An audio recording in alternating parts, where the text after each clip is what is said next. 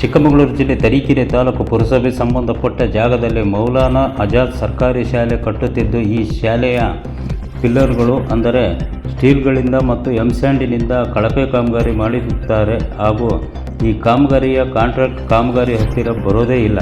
ಮಹಾತ್ಮ ಗಾಂಧಿ ಹೆಸರಿನ ಕಾಮಗಾರಿ ಇಂಜಿನಿಯರ್ ಕಳಪೆ ಕಾಮಗಾರಿ ಮಾಡಿಸಿರುತ್ತಾರೆ ಎಂದು ಪುರಸಭೆ ಸದಸ್ಯರಾದ ಭೋಜರಾಜ್ ಆರೋಪ ಮಾಡಿರುತ್ತಾರೆ.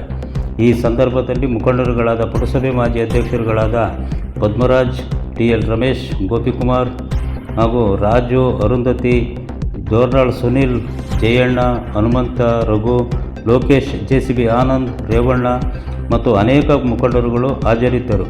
ವರದಿ ಕರ್ಕುಚ್ಚಿ ಕೃಷ್ಣಮೂರ್ತಿ, TV13 ನ್ಯೂಸ್, ತರೀಕೆರೆ. ಭೋಜರಾಜ್ ಅಂತೇಳಿ ತರೀಕೆರೆಯ ಪುರಸಭಾ ಸದಸ್ಯರು, ಬಿಜೆಪಿಯ ಜಿಲ್ಲಾ ಕಾರ್ಯದರ್ಶಿಗಳು. ಸರ್, ಇಲ್ಲಿ ಇಷ್ಟು ಜನ ಸೇರಿಲ್ಲ ಕಾರಣ ಏನು? ನಿನ್ನೆ ಮೇ 1ನೇ ತಾರೀಕು ನಾವು ಈ ಸ್ಥಳಕ್ಕೆ ಭೇಟಿ ಕೊಟ್ಟಿದ್ವಿ. ಇಲ್ಲಿ ಮೌಲಾನಾ ಆಜಾದ್ ಸರ್ಕಾರಿ ಶಾಲೆ ನಿರ್ಮಾಣ ಆಗ್ತಾ ಇದೆ. ಇಲ್ಲಿ ಕೋಟ್ಯಾಂತರ ರೂಪಾಯಿ ಬೆಲೆ ಬಾಳ್ತಕ್ಕಂಥ ನಾಗರಿಕ ಸೌಲಭ್ಯಕ್ಕೆ ಮೀಸಲಿಟ್ಟಂತಹ ನಿವೇಶನವನ್ನು ಈ ಭಾಗದ ಸುತ್ತಮುತ್ತಲ ಭಾಗದ ನಾಗರಿಕರಿಗೆ, ಬಡವರ ಮಕ್ಕಳಿಗೆ ವಿದ್ಯಾಭ್ಯಾಸಕ್ಕೆ ಅನುಕೂಲ ಆಗಲಿ ಅಂತೇಳಿ ಪುರಸಭೆ ನಿರ್ಣಯ ಮಾಡಿ ಈ ಜಾಗವನ್ನು ಮೌಲಾನಾ ಆಜಾದ್ ಸರ್ಕಾರಿ ಶಾಲೆ ಕಟ್ಟಲಿಕ್ಕೆ ಕೊಟ್ಟಿದೆ. ಸರ್ಕಾರಿ ಶಾಲೆ ನಿರ್ಮಾಣ ಆಗ್ತಿರ್ತಕ್ಕಂಥ ಸಂದರ್ಭದಲ್ಲಿ ನಿನ್ನೆ ಪುರಸಭೆಯ ಅಧ್ಯಕ್ಷರು ಮತ್ತು ನಾನು ಈ ಕಾಮಗಾರಿಯ ವೀಕ್ಷಣೆಗೆ ಅಂತೇಳಿ ಇಲ್ಲಿಗೆ ಬಂದ್ವಿ. ಕಾಮಗಾರಿ ವೀಕ್ಷಣೆ ಮಾಡ್ತಕ್ಕಂಥ ಸಂದರ್ಭದಲ್ಲಿ ನಮಗೆ ಕಾಮಗಾರಿ ತೃಪ್ತಿದಾಯಕ ಆಗಿಲ್ಲ ಅಂತೇಳಿ ಕಂಡು ಬಂತು, ಗುಣಮಟ್ಟ ಸರಿಯಾಗಿಲ್ಲ ಅಂತೇಳಿ ಕಂಡು ಬಂತು. ಈ ಶಾಲೆಯ ನಿರ್ಮಾಣಕ್ಕೆ ಬಳಸ್ತಿರ್ತಕ್ಕಂಥ ಎಂಸ್ಯಾಂಡ್ ಅದು ಡಸ್ಟು ಪೌಡ್ರ್ ಆಗಿತ್ತು ಮತ್ತು ಮಣ್ಣು ಅದರಲ್ಲಿ ತುಂಬಿತ್ತು. ಮಣ್ಣಲ್ಲಿ ಕಾಂಕ್ರೀಟ್ ಮಾಡ್ತಕ್ಕಂಥ ಪ್ರಯತ್ನವನ್ನು ಮಾಡ್ತಿದ್ರು. ಹಾಗೆ ಪಿಲ್ಲರ್ಗಳಿಗೆ ಏನು ಎಸ್ಟಿಮೇಟ್ ಪ್ರಕಾರ, ಅಂದಾಜು ಪಟ್ಟಿಯ ಪ್ರಕಾರ ಕಬ್ಬಿಣಗಳನ್ನು ಉಪಯೋಗಿಸ್ಬೇಕಿತ್ತು. ಆ ಕಬ್ಬಿಣದ ಗುಣಮಟ್ಟನೂ ಸರಿಯಾಗಿರಲಿಲ್ಲ. ಆದರೂ ಎಷ್ಟು ಅಂದಾಜು ಪಟ್ಟಿಯಲ್ಲಿ ಏನಿದೆ ಅಂತೇಳಿ ನಾನು ಅಂದಾಜು ಪಟ್ಟಿ ತರ್ರಿ ಅಂತೇಳಿ ಕೇಳಿದ್ವಿ, ನಾನು ಮತ್ತು ಪುರಸಭಾ ಅಧ್ಯಕ್ಷರು. ಇಲ್ಲಿರ್ತಕ್ಕಂಥ ಮೇಸ್ತ್ರಿಗಳು ಅವ್ರ ಹತ್ರ ಅಂದಾಜು ಪಟ್ಟಿ ಇರಲಿಲ್ಲ. ಯಾವುದೋ ಒಂದು ಡ್ರಾಯಿಂಗ್ ಸೀಟನ್ನು ಕೊಡ್ಲಿಕ್ಕೆ ಬಂದರು. ನಾನು ಡ್ರಾಯಿಂಗ್ ಸೀಟ್ ಕೊಡಬೇಡಿ, ಅಂದಾಜು ಪಟ್ಟಿ ಕೊಡಿ ಅಂತೇಳಿ ಕೇಳಿದೆ. ಅಂದಾಜು ಪಟ್ಟಿನ ಅವ್ರು ಕೊಡಲಿಲ್ಲ. ಸಂಬಂಧಪಟ್ಟಂಥ ಗುತ್ತಿಗೆದಾರರಿಗೆ ಜೊತೆ ಫೋನ್ ಮಾಡಿಕೊಟ್ರು. ಆ ಗುತ್ತಿಗೆದಾರರು ಸರಿಯಾಗಿ ಮಾತನಾಡದೆ, ಇದು ಮಂತ್ರಿಗಳಿಗೆ ಸಂಬಂಧಪಟ್ಟಿದ್ದು, ಇದು ತರೀಕೆರೆ ಶಾಸಕರ ಹತ್ರ ನಾನು ಮಾತಾಡಿದ್ದೀನಿ, ನೀವೇನಿದ್ರು ಈ ಬೇರೆ ಎಲ್ಲಿ ಬೇಕಲ್ಲಿ ಪ್ರಶ್ನೆ ಮಾಡ್ಕೊಳ್ರಿ, ನಮಗೇನ್ರಿ ಕೇಳ್ತೀರಿ ಅಂತೇಳಿ ಗುತ್ತಿಗೆದಾರರು ಉದ್ದಟತನದ ಉತ್ತರವನ್ನು ಕೊಟ್ಟರು. ನಾವು ಸುಮ್ಮನೆ ಆಯಿತು ಕೆಲಸ ನಿಲ್ಲಿಸಿ. ಪ್ರಮುಖವಾಗಿ ಮೇ 1ನೇ ತಾರೀಕು ಕಾರ್ಮಿಕ ದಿನಾಚರಣೆ, ಕಾರ್ಮಿಕರನ್ನ ಬಳಸ್ಕೊಂಡು ಕಾಮಗಾರಿಯನ್ನು ಮಾಡಂಗೇ ಇರಲಿಲ್ಲ. ಈ ಗುತ್ತಿಗೆದಾರರಿಗೆ, ಈ ಅವಿವೇಕಿ ಗುತ್ತಿಗೆದಾರನಿಗೆ ಅಷ್ಟು ಪ್ರಜ್ಞೆ ಇಲ್ಲದೆ ನಿನ್ನೆ ಕಾರ್ಮಿಕರನ್ನ ಉಪಯೋಗಿಸ್ಕೊಂಡು ಕಾಮಗಾರಿನ ಮಾಡ್ತಕ್ಕಂಥ ಪ್ರಯತ್ನವನ್ನು ಮಾಡಿದ್ದಾನೆ. ಅದು ಆಯಿತು. ಅದಾದ ನಂತರ ನಾವು ಕಾಮಗಾರಿ ನಿಲ್ಲಿಸಿ ನಾವು ಮನೆಗೆ ಹೋದ್ವಿ.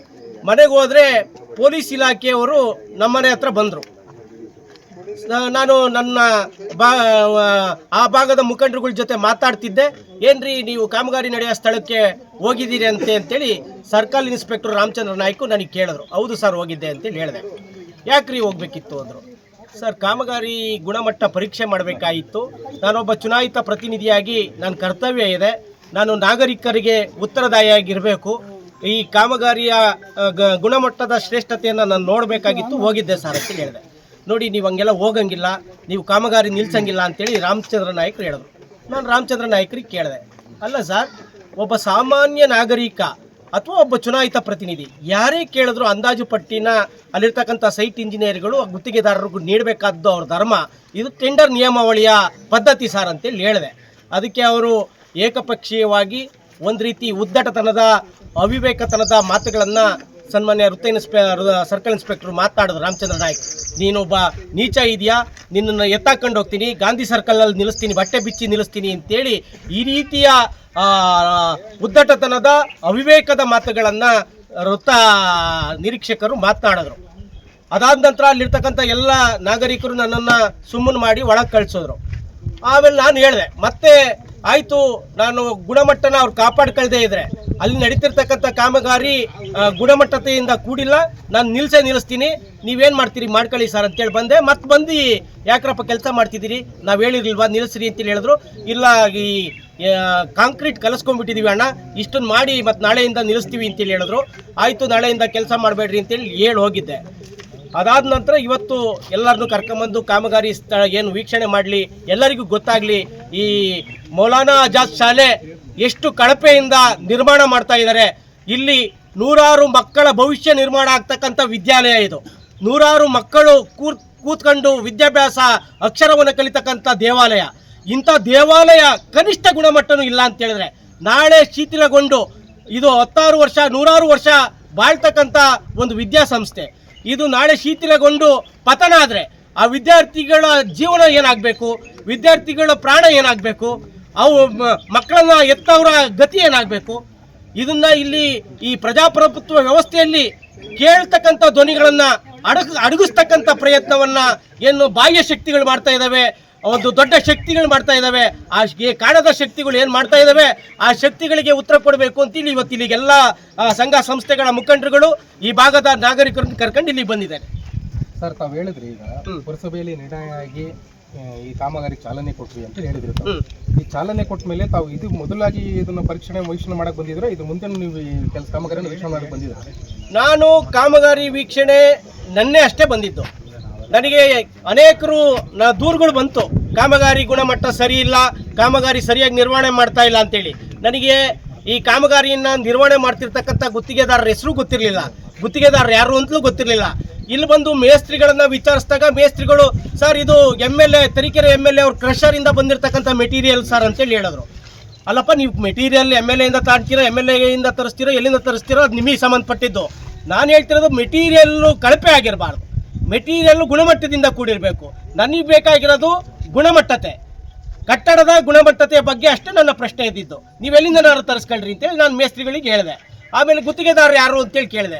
ಗುತ್ತಿಗೆದಾರರು ವಿವರ ಅವ್ರು ಕೊಡಲಿಲ್ಲ. ಫೋನಲ್ಲಿ ಮಾತಾಡ್ಸೋ ಅಂತ ಪ್ರಯತ್ನ ಮಾಡಿದ್ರು. ನಾನು ಅವ್ರ ಹತ್ರನೂ ಫೋನಲ್ಲೂ ಮಾತಾಡಿದೆ.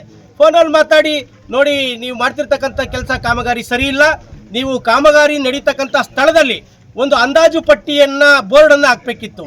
ನೀವು ಆ ಅಂದಾಜು ಪಟ್ಟಿ ನೀವು ಯಾವ ರೀತಿಯ ಸಿಮೆಂಟನ್ನು ಬಳಸ್ತೀರಿ, ಯಾವ ರೀತಿಯ ಸ್ಯಾಂಡನ್ನು ಬಳಸ್ತೀರಿ, ಯಾವ ರೀತಿಯ ಸ್ಟೀಲನ್ನು ಬಳಸ್ತೀರಿ ಅಂತಕ್ಕಂಥ ಒಟ್ಟು ಅಂದಾಜು ಪಟ್ಟಿಯನ್ನು ಕಾಮಗಾರಿ ನಡೆಯುವ ಸ್ಥಳದಲ್ಲಿ ಹಾಕಬೇಕಾಗಿತ್ತು. ಆ ಗುತ್ತಿಗೆದಾರ ಹಾಕಿಲ್ಲ. ಈ ಪ್ರಶ್ನೆಗಳನ್ನು ಮಾಡಿದ್ರೆ ಪೊಲೀಸವ್ರನ್ನ ಚೂ ಬಿಟ್ಟು ಅವ್ರ ಮೂಲಕ ಧ್ವನಿ ಎತ್ತಕ್ಕಂಥ ಧ್ವನಿಗಳನ್ನು ಅಡಗಿಸ್ತಕ್ಕಂಥ ಪ್ರಯತ್ನವನ್ನು ಬಾಹ್ಯ ಶಕ್ತಿಗಳು ಮಾಡ್ತಾ ಇದ್ದಾರೆ. ತಾವು ನೋಡಿದಾಗೆ ಈಗ ಪುರಸಭೆ ಹಾಲಿ ಸದಸ್ಯರಾಗಿರ್ತಕ್ಕಂಥ ಭೋಜರವರು ಹೇಳಿಕೆಯನ್ನು ಕೊಟ್ಟಿದ್ದಾರೆ. ಅವರ ಅಳಲು ಮತ್ತು ಅವರ ಮನವಿ ಏನಪ್ಪ ಅಂದರೆ, ಸಾವಿರಾರು ಮಕ್ಕಳ ಭವಿಷ್ಯ ಈ ಶಾಲೆಯಲ್ಲಿ ಅಡಗಿದೆ. ಮುಂದಿನ ದಿನಗಳಲ್ಲಿ ಆಗಲಿ ಈ ಕಾಮಗಾರಿಗಳಲ್ಲಾಗಲಿ ಉತ್ತಮವಾದಂತಹ ಪರಿಶುದ್ಧತೆ ಪಾರದರ್ಶಕತೆಯಿಂದ ಈ ಕಾಮಗಾರಿ ಪೂರ್ಣಗೊಂಡು ಮಕ್ಕಳ ಭವಿಷ್ಯಕ್ಕೆ ಒಂದು ನಿರ್ಣಾಯಕ ಏನು ಅಂತ ಹೇಳಿದ್ರೆ, ಎಲ್ಲ ಈ ಶಾಲೆಯ ಕಾಮಗಾರಿ ಏನು ನಡೀತಾ ಇದೆ, ಈ ಶಾಲೆಯ ಫೌಂಡೇಶನ್ ಹಾಕಿರುವಂಥ ಪಿಲ್ಲರ್ಗಳು ಈಗ ಆಲ್ರೆಡಿ ಬಿರುಕ್ಬಿಟ್ಟಿದ್ದಾವೆ. ತಾವು ಗಮನಿಸ್ಬೋದು, ನಾನೆಲ್ಲ ಪರಿಶೀಲಿಸಿದೆ.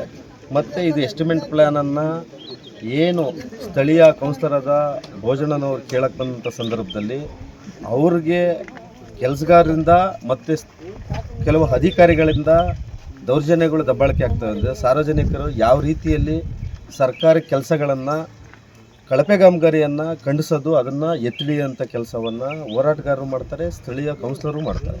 ಇದು ಸರ್ಕಾರದ ಕಾಮಗಾರಿ ಕಳಪೆ ಕಾಮಗಾರಿ ಕೆಲಸವನ್ನು ಯಾರೂ ಸಹ ಮಾಡಬಾರ್ದು.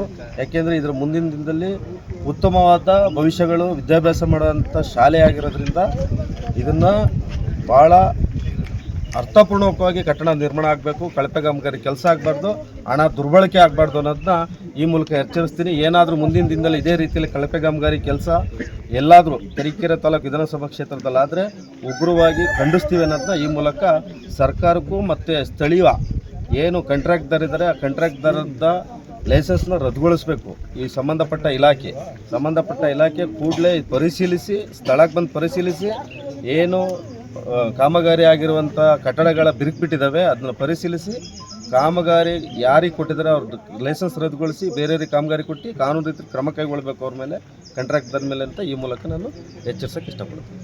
ಕಟ್ಟಡ ನಿರ್ಮಾಣ ಮಾಡಲಿಕ್ಕೆ ಸಾಕಷ್ಟು ಅವರು ಮನವಿ ಮಾಡಿದೆ. ಧನ್ಯವಾದಗಳು. ಅರುಂಧತಿ ಅವ್ರದ್ದೊಂದು ಬೈಕ್ ಮಾಡಿ.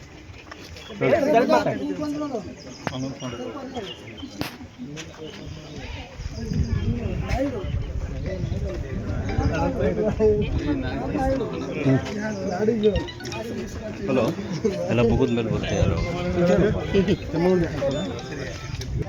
ಹಲೋ ಹಲೋ ನಮಸ್ಕಾರ ಹೇಳಿ ಸುನಿಲ್ ಹಾಂ ಹಾಂ